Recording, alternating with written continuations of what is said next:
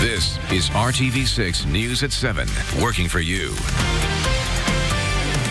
Welcome in a Storm Team 6 alert day as periods of rain continue tonight. And to top it off, it's going to be cold too. And that's also going to be an issue for trick-or-treaters tomorrow.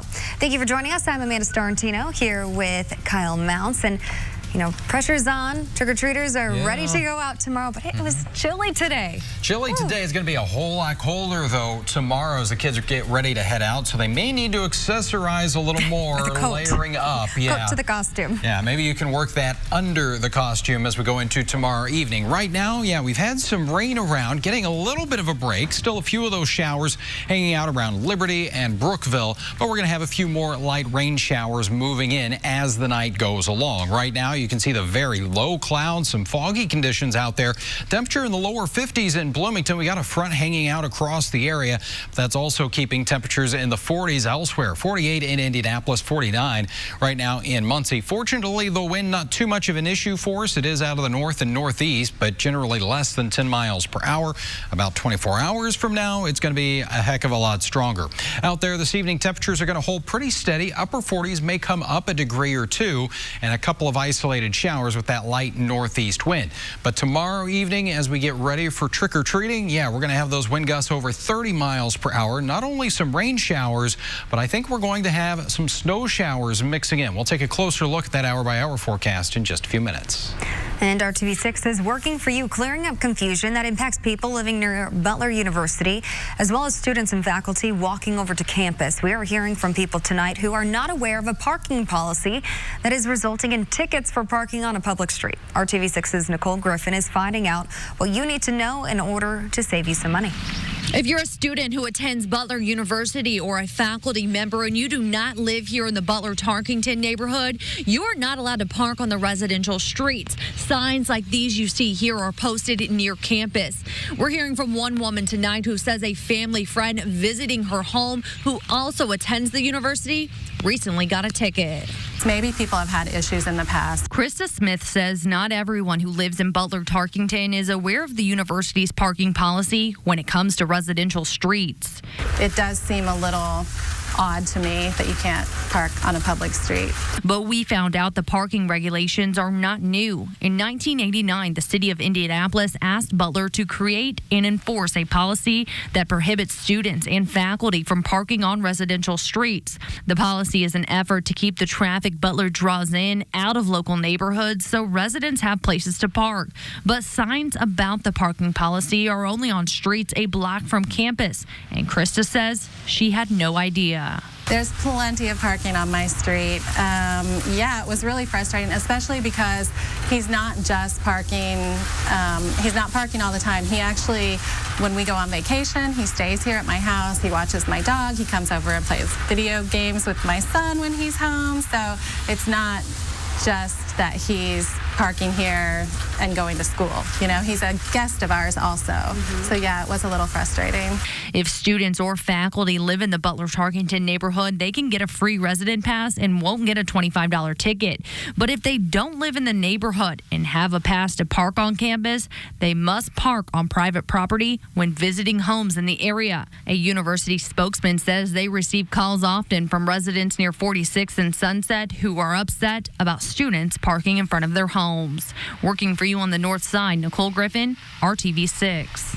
It's been an eyesore since its last residents were evicted 5 years ago, and now in an apartment complex best known for criminal activity is coming down. Today, after years of efforts to get rid of them, the wrecking ball was finally let loose on the Oak Tree Apartments near 42nd and Post Road. The 19-acre property has been vacant due to a court order since 2014, and a judge issued an order to tear it down last year. The City County Council finally approved funding to tear down the complex in April. Nearby residents say the demolition is a necessary step in moving the neighborhood forward. What's most exciting is that this property can now be used for something new. We've looked at it so long, just being here, not doing anything but being a blight to the community. Future plans for these 19 acres have not yet been decided. There will be town hall meetings in the coming months for residents to share their ideas. Lawrence Township schools are first in the country to use new technology that could cut down the time an active shooter is on the loose and save more lives. The district is installing active shooter response technology. It provides real-time detection and location reporting of gunshots to reduce response time to active shooter events. Once the call goes out, response teams can instantly track the shooter's movements as well as identify the type of weapon being used. Officials say they are happy to have the technology, but hope they never have to use it.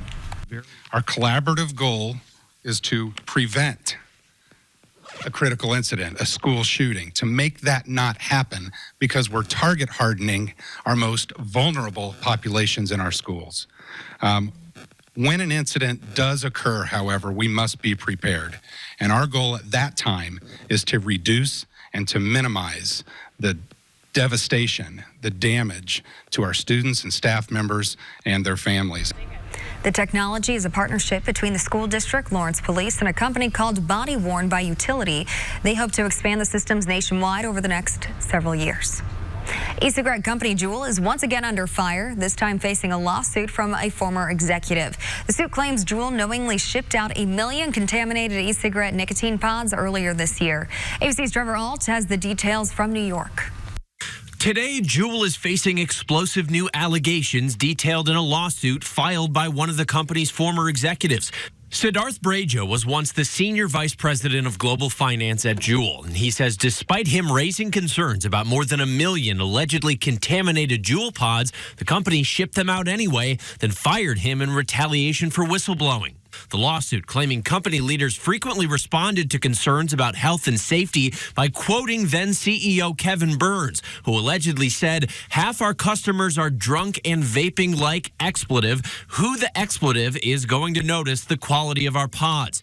This suit, the latest in a series of legal troubles for Juul. The company has been sued by multiple school districts accused of marketing their products to children, and these accusations come amidst a national focus on the potential dangers of vaping. More than 1,600 cases of lung illness linked to e-cigarettes have been reported to the CDC, including 34 deaths, though those cases have not been tied to any singular product or substance, and the CDC says in 86% of those cases, the patients were using products containing THC.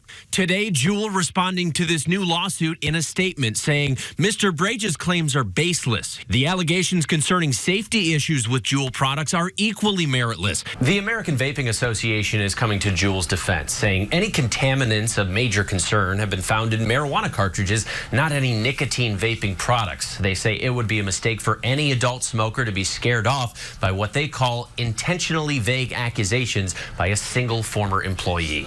Trevor Alt, ABC News, New York. More than a dozen properties in and around downtown Nashville, Indiana have new owners tonight. Now we're waiting to see if they'll have new futures. All 16 properties once owned by the late Andy Rogers were sold at a real estate liquidation sale earlier today. Those properties include about 25 local shops, which make up a third of the businesses in downtown Nashville. The auctioneer says 14 people, mostly local, purchased the properties.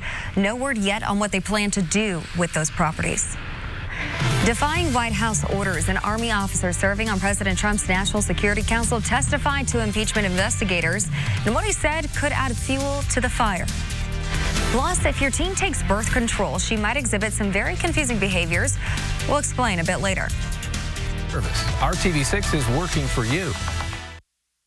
This is RTV6 News at 7, working for you. We turn now to Washington and the latest on the impeachment as the House prepares for a full floor vote tomorrow on the inquiry. Meanwhile, lawmakers heard from 2 State Department officials today behind closed doors. Then there's that explosive testimony from yesterday. ABC's Rachel Scott is in Washington with more.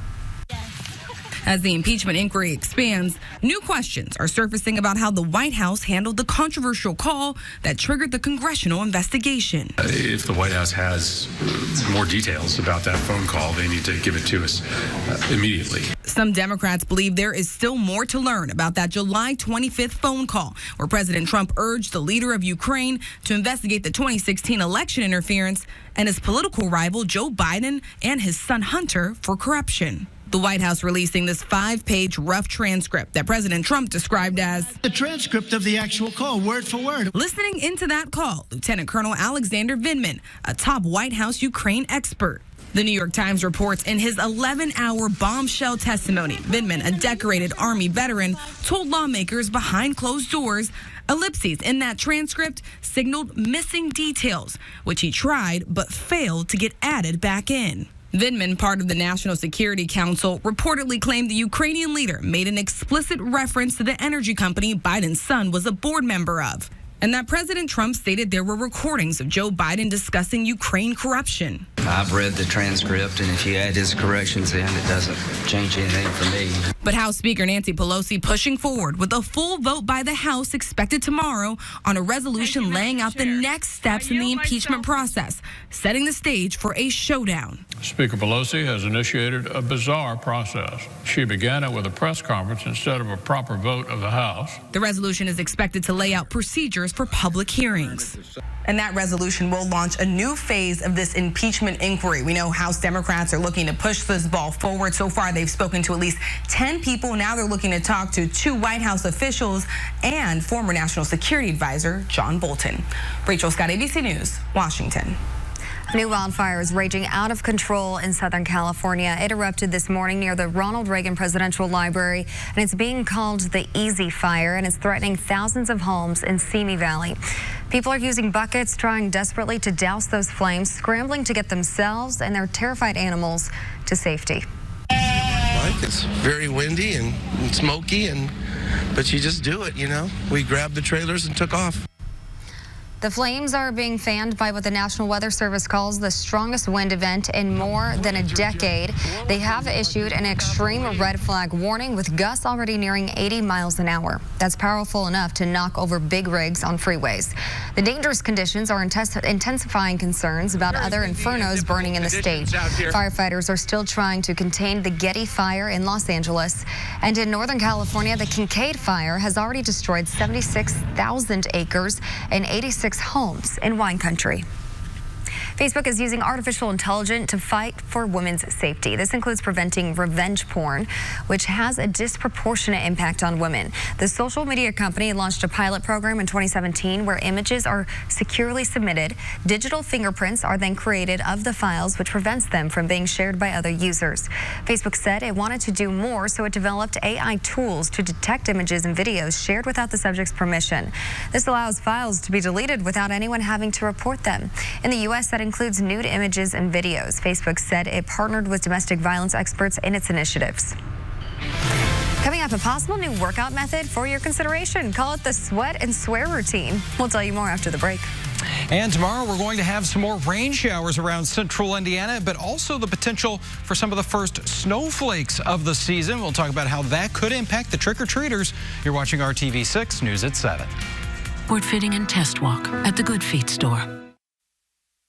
Right now on Hiring Hoosiers, it's our way of working to connect you with resources and job news that could better your career. Part of that career is the education and training you give yourself. Budding entrepreneurs are getting their first taste of making money with the PopUp Business School at the Alford House on the east side of Indianapolis. Today marked a community marketplace there for people to buy local goods and services while supporting these entrepreneurs in training. This education is about growing yourself as a business person for free. The traditional method says get a business plan going and take out a loan, go into debt before you even make a sale first. And we say flip that around and make your sale first. You can start a business immediately. It's the 21st century. We've got all the free resources in the world. The sold-out 10-day program teaches participants how to network, build a website and social media presence, and sell online. Ann is dancing on Mass Ave once again. The Ann dancing structure was reinstalled earlier today. Ann first showed up downtown more than a decade ago, but she was taken down for upgrades in May. The Indianapolis Cultural Trail raised more than $200,000 to pay for those repairs. A new study about birth control found some unique side effects for teen girl users. Researchers say teens who take birth control pills are more likely to cry, sleep too much, and experience eating issues. That's compared to peers who don't take contraceptives. For the study, researchers looked at more than 1,000 girls and women over a period of 9 years. It found girls who take the pill are also more likely to be at risk for depression in adulthood, and that can have a profound impact on quality of life.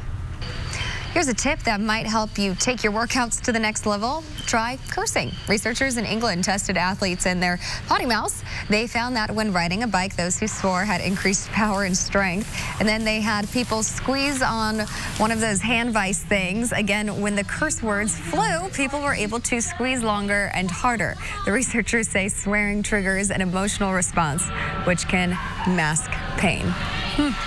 Well, whether you like it or not, the holiday shopping season is upon us. And that's according to a new report from the National Retail Federation. It found 40% of consumers like to start holiday shopping before Halloween. That's not the shocking part. Some early bird shoppers start in September to spread out their shopping to help ease the burden on their wallets. I'm one of those shoppers. I start as soon as I see something for someone, I pick it up. Yeah, I've started a little bit of that shopping. Okay. Got a long way to go, but we got some time. Our morning anchor, Lauren, is probably already setting up her whole holiday decor in her house. Oh, yeah, I'm sure that takes some time. It takes an army of people to set all that up, and it looks beautiful every year. Yeah. All right, so tomorrow, the Halloween decorations, hopefully they don't get blown around too much because they're frozen at this point. Yeah, as the kids are out there tomorrow night, they are going to need maybe some gloves to go with that costume. Temperatures right now are in the 40s and 50s. 51 for you in Bloomington, 48 in downtown, and 44 degrees in Lafayette.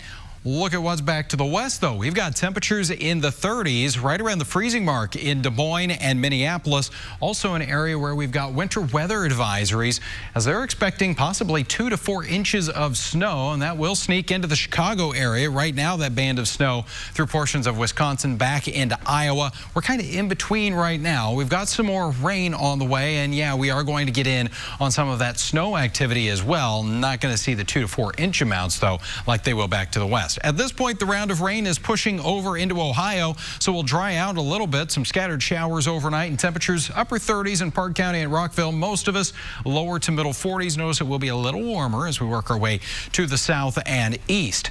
All right, so temperatures starting off not too bad on Thursday morning. We'll be in the middle 40s.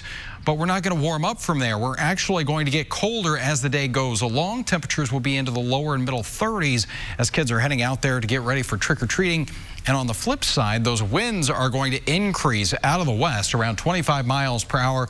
And yeah, we're going to have some rain and snow showers. Let's time it out for you with TrueCast here. This is 8 o'clock Thursday morning. We've got some scattered showers around the area. The lunch hour, gray skies, but not a whole lot of precipitation falling at that point. We get into the evening and we start to see those snow showers kind of taking over here. So by 6 o'clock tomorrow night, we're talking about some light snow showers and the rain getting pushed off to the east. Not expecting much in the way of accumulation, but maybe on some of those grassy surfaces, can't rule out a little bit of that snow sticking out there, but the ground is still very warm, so a lot of that's going to be melting as that progresses on off to the east. So here's a look at that forecast as the kids head out tomorrow evening. Temperatures are going to be in the lower to middle 30s for us with some rain and snow showers out there, but we got to factor in those winds, and so wind chills are going to be in the 20s. Here's a look at that wind gust forecast, and as we get into tomorrow evening, 35 to possibly 45 mile per hour winds. 7-day planning forecast, all that wind is going to drive our temperatures down into the 20s by Friday morning. We do start to dry things out here, though. We'll keep it dry through the upcoming weekend, but chilly too, with temperatures in the 40s for afternoon highs. We'll get back into the lower 50s next week, and of course this weekend we fall back. Daylight saving time comes to an end, but that means extra hours sleep. Okay. Positive. Never a bad thing. No. Well, we know some cities are starting to make changes to their designated trick-or-treating times because of this forecast, Kyle. And earlier today, the city of Muncie announced that it would delay trick-or-treating until Friday night. If you plan on going trick-or-treating with the kids, we have a list of trick-or-treat times from across central Indiana up right now on the RTV6 mobile app and the IndyChannel.com. We'll be back with the news at 7 right here on RTV6 after this break. Xfinity, the future of awesome. Welcome back. A missing boulder has officials in Arizona scratching their heads. Someone stole the Wizard Rock from Prescott National Forest 2 weeks ago. What is really confusing is how they did that. The rock weighs 1 ton. Park officials say the boulder is extremely popular and many people stop to take pictures and admire it. This is not the first time a boulder bandit has struck. Over the past few months, there have been 2 others stolen.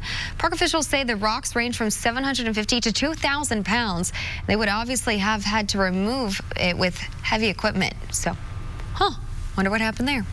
Well, if you work from home, there's your chance to pocket an extra 10 grand. All you got to do is move to Tulsa, Oklahoma. The city is bringing back a popular grant program that offers remote workers $10,000 to relocate to Tulsa. They started the program last year and got an overwhelming response. This year, they'll accept 250 people into the program. There are a few guidelines, though. Workers have to stay a year. They have to have full-time remote jobs or be self-employed, and they have to be eligible to work in the U.S. Well, you might want to move to Tulsa or somewhere else here over the next 24 hours or so, because winter's coming early. Yeah, and so the kids heading out there tomorrow evening. Here's another look at that changing trick-or-treat forecast. Some snow showers are going to be out there with temperatures in the 30s, wind chills in the 20s with some gusty winds, and temperatures stay chilly through the weekend. Ooh, bundle up. For sure. Thanks for joining us. We'll see you at 11.